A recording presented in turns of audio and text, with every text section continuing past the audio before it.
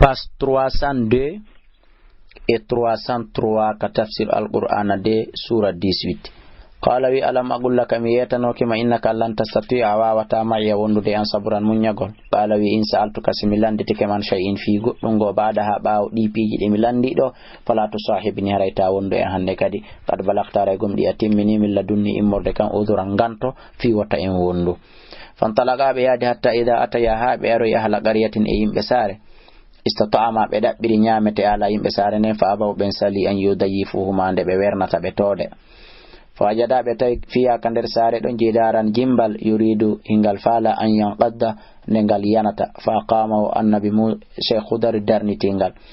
qala ila shitan darano sida fala no latakhatta a jogita ton alay e de golluda do ajiran joddi bayino be jabale en hay wernude sakko korain ko nyame. qala Musa Sheikh Khudar mak hada ko dum do firagun ko sendirta kom bayni wa baynika kuna ema sawnabbe ko arayno mi humpete bi ta'wili firo malam tastati kon ka awali ta ganaka alayhi imudun saburan munyagol.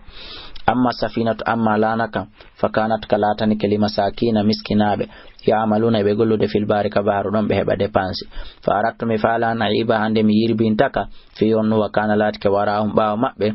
malikul lando yiwtira e baaw mabbe yakhudu o jatta e kulla safinatin kala lana taw kamara ella asban e jattugol. wa ammal gulama amma paykum kum mi warikum fa kana latka abawahu yumma makkum e ben makkum mu'minani ko gomdim be dido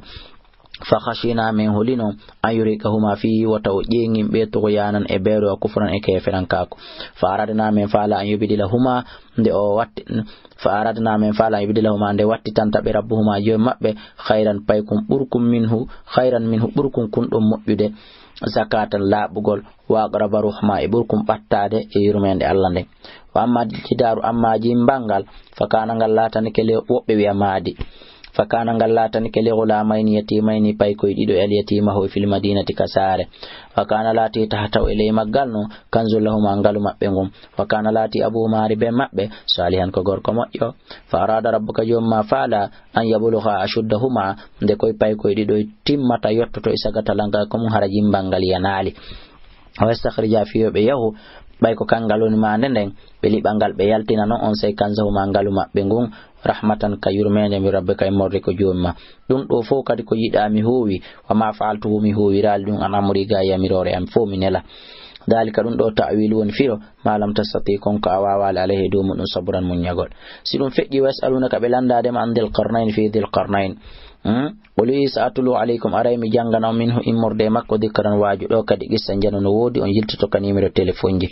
wayliten inna mene makkanna law min honnima fil ardi kaledi wa atayna min okimo min kulli shay'in immorde kala wonde sababal lawol Allah mi tori kama min kadi Abdullah kala okkan sababu lawol no mi hebira no mi hewtira no mi hendora den nangal mu'ima din adna ilaha ya ilahal awwalina wal akhirin min edhuriya on e julbe on be lanjentade ben fa atba'a o jokki sababal lawol hatta idha balagha haba hewto maghriba shamsi kamutirde nangenge wajada o tawinge tahurubu hinge muta fi aynin e ciangol hamiatin balewol wajada o tawi inda takko magge qawman yimbe qulna min wiyadal qarnayn imman to addiba ben don amma lettabe ko buram ma wo wa imman tattakhida ma jogito da fi mabbe husnan joddi qala wi amma man zalama amma kala toñu do sali rewde Allah fa sawfa nu'adhibu araymel lettamo thumma yuraddu refti rutte ila rabbi faade ka jom makko fa yu'adhibuhu jom makko kadi lettamo adaba letteno Qur'an anyinide. wa amma man amana amma gomdindo amila salihan o golle golle moƴƴe falaw nawdan ma jazaan joddi al husna moƴƴiri labande e kadi wasana qulu law araymen wi min amrina fi akamen en suran ko niwi ko laba thumma taba sababan refti o jokki lawol go hatta idha balagha hewto imatul ash-shamsi ka jellitorde nangenge wajada o tayge tatlu o hinge jellitade hinge fudude ala qawmin e hore yimbe lamna ji allahumma min wadana libe min duniya ko wori nangen sitran hedode kadhalika ko oni wa kada hatna gomdi min hubiti bi maladahi kon e makko ka makko khubran humpitagol thumma atba arifti o jokki sababal lawol hatta idha balagha hewto bayna saddain hakkunde pelle den didi wajada o tawi min duni ma hakkunde majje ko wori de takko majje qawman yimbe la yakaduna kono ben don ebbata yafqahuna de be famata qawlan kongol qala ya dal qarnayn inna ya'juja wa ma'juja anduno ya'juja e ma'juj be kadi ko jeyabe ibnu adama marbe dissa jano mufsiduna be bonde fil ardi kaledi do jonno fal naj'alu laka tawsa acce men wadane kharjan joddi ala anta jala fi nde wadata baynana wa baynahum hakkunde men mabbe saddan hedode ala jabibe ma makkanni fihi rabbi ko jomi an okkilankon e dole e fiira e feere khairum buri moƴƴude landake on joddi fa'inuni mi wallire lan tun ko wawdon kon bi quwwatin dole mon ajal mi waɗay baynakum wa baynam hakkunde mon e maɓɓe raddu man heedode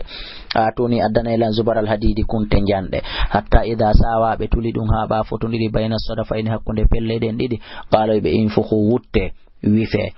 ɓe wifi hatta ida ja'alahu ha ɓa watti ɗum naran yiite woni bollan yiite qala wi atuni addana elan noon ufrih mi yuppa mi juura alay e hoore muɗum